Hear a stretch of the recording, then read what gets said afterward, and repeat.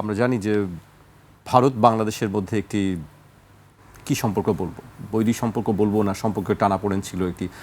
সেই জায়গা থেকে এটি উত্তরণের চেষ্টা চলছে সরকারের পক্ষ থেকে। আমরা ভারতের পক্ষ থেকেও দেখছি যে তারা অনেকটা আন্তরিক বাংলাদেশের সঙ্গে সম্পর্ক স্বাভাবিক করার ব্যাপারে। আমাদের পররাষ্ট্রমন্ত্রী সফর করছেন। আপনার কাছে কি মনে হয় যে এই সফরে কি আসলে দুই দেশের সম্পর্কের উন্নতির জায়গা দেখছেন? ধন্যবাদ। সফরের সিদ্ধান্তটা নেওয়াই তো উন্নতির একটা জায়গা, এটা তো ইন্ডিকেট করে। আমাদের এখানে ভারতের প্রভাব, প্রতিপত্তি ইত্যাদি নিয়ে নানা রকমের তর্ক বিতর্ক আছে। আপনার সব থেকে কাছের প্রতিবেশী দেশ, আপনি চাইলেই সেখান থেকে আরেক জায়গায় চলে যেতে পারবেন না। কিন্তু আমাদের পারস্পরিক অবিশ্বাসের কতগুলো জায়গা তৈরি হয়েছিল, তার একটা বড় অংশই হচ্ছে ভারতের কতগুলো আচরণের কারণে। এবং আমাদের এখানকার যে পলিটিশিয়ান যারা, তারা এই ধরনের একটা পরিস্থিতি নিজেদের উদ্যোগ নিয়ে ক্রিয়েট করেছিল। ভারত সেটিকে ব্যবহার করেছে। আমাদের জুলাইয়ে একটা অভ্যুত্থান ঘটেছে এবং এই অভ্যুত্থানের পরে রাজনীতিতে একটা প্রত্যাশা তৈরি হয়েছে যে আমরা আত্মমর্যাদা নিয়ে সম্পর্কটা ডেভেলপ করব, আত্মমর্যাদা নিয়ে। এটি হচ্ছে জনগণের প্রত্যাশা। কিন্তু যারা জুলাইয়ের পরে, জুলাইয়ের আগে যারা ছিলেন, তারা চেষ্টা করেছেন এক ধরনের আনুগত্য, অন্ধ আনুগত্য, রাজনৈতিক সুবিধা নেওয়ার জন্য নানাভাবে ভারতকে তারা তোষণ করেছেন। কোথাও কোথাও বার্গেনিং করেছেন, আবার কোথাও কোথাও হয়তো সুবিধার জায়গাটা কিছু কিছু আমরা পেয়েছি, এটা তারা বলেন। আবার ভারতকেও কতগুলো বাড়তি সুবিধা দেওয়া হয়েছে। তার থেকে বড় বিষয় হলো রাজনৈতিক নেতৃত্ব যে বক্তব্যগুলো দিয়েছে, সেই বক্তব্যগুলো মানুষের মধ্যে মিশ্র প্রতিক্রিয়া তৈরি করেছে, সংশয় তৈরি করেছে।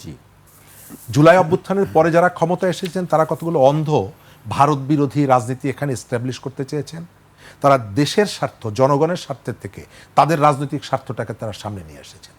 এবং এটি করতে গিয়ে তারা যে কাজটা করেছেন, ভারতের যে প্রভাব, এটি অস্বীকার করার অনিবার্যতা, এটি প্রয়োজন ছিল। কিন্তু সেটি করতে গিয়ে তারা আমেরিকার প্রতি অতিরিক্ত দুর্বলতা প্রদর্শন করেছেন, পাকিস্তানের প্রতি অতিরিক্ত সংবেদনশীলতা প্রদর্শন করেছেন, এবং করতে গিয়ে ওই যে প্রথম যে কাজটা, সেটি এক ধরনের তারা মিক্সড করে ফেলেছেন। ফলে সুবিধা আমাদের হয়নি এবং প্রায় অনেকগুলো জায়গায় আমরা দেখতে পেয়েছি যে একটা অস্থির এবং অস্বস্তিকর অবস্থা তৈরি হয়েছে। আমরা কোনোভাবেই ভারতের কাছে আমাদের স্বার্থ বিলিয়ে দিব না, কিন্তু আমরা একটা আর্টিফিশিয়াল দ্বন্দ্ব তৈরি করে রাখবো না। তাতে আমাদেরও যেমন ক্ষতি হয়, ভারতেরও ক্ষতি হয়। আমরা নতুন সরকার কতগুলো পলিসি অ্যাপ্লাই করছে।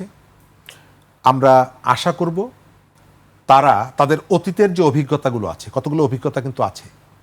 বিএনপি এর আগেও দেশ শাসন করেছে, তাদের কতগুলো দুর্বলতা তখনও ছিল। সেই দুর্বলতাগুলো এখন যাতে প্রদর্শন না করে।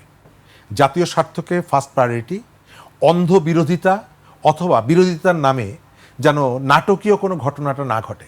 আপনি পাবলিক ফোরামে এসে এক ধরনের অ্যাটিটিউড শো করলেন, কিন্তু ভেতরে ভেতরে ভিন্ন ধরনের একটা আচরণ করলেন, এটি যদি হয় পাবলিক ধরে ফেলবে। আর শেষ জায়গাটা হচ্ছে এই যে পারস্পরিক যোগাযোগ, সংযোগ, এর ভেতর থেকে সম্পর্কটা স্বাভাবিক হোক। আমাদের যে পাওনাগুলো আছে, এটি পাওয়ার ক্ষেত্রে সরকার দৃঢ়তার পরিচয় দেবে। একটা পক্ষ এখানে এখনও আছে, তারা কতগুলো আর্টিফিশিয়াল ইস্যু ক্রিয়েট করে এক ধরনের দ্বন্দ্ব টিকিয়ে রাখতে চায়, এবং সেটি তার স্বার্থে। ভারতের মধ্যে বড় ভাই সুলভ যে আচরণগুলো, কন্ট্রোল করার, ডোমিনেট করার যে প্রবণতাগুলো, সেখান থেকে বের হতে হবে। ভারতের গণমাধ্যম বাংলাদেশ সম্পর্কে যে ধরনের নেগেটিভ প্রচারণাগুলো চালায়, এটা যদি কন্টিনিউ করে, বাংলাদেশের যে সমস্ত অপরাধীদেরকে সে যদি তার দেশে অনবরত প্রোটেকশন দেয়, আশ্রয় দেয়, তাহলে সম্পর্ক স্বাভাবিক করার ক্ষেত্রে এক ধরনের অস্বস্তি তৈরি হবে। আর আমার যেটা ধারণা, ভারতের যে পুরনো পলিসি, এক পাত্রে সব ডিম রাখা, সেখান থেকে সম্ভবত ভারত বেরিয়ে এসে বাংলাদেশের অন্যান্য ফোর্সগুলোর সাথে সম্পর্ক ডেভেলপ করতে চাইছে। আমরা চাই ভারত এবং বাংলাদেশের মধ্যে সম্পর্কটা হবে আত্মমর্যাদার ভিত্তিতে, পারস্পরিক স্বার্থ অক্ষুণ্ণ রেখে, জনগণ টু জনগণ, নির্দিষ্ট এক বা দুটো রাজনৈতিক দলের সাথে না।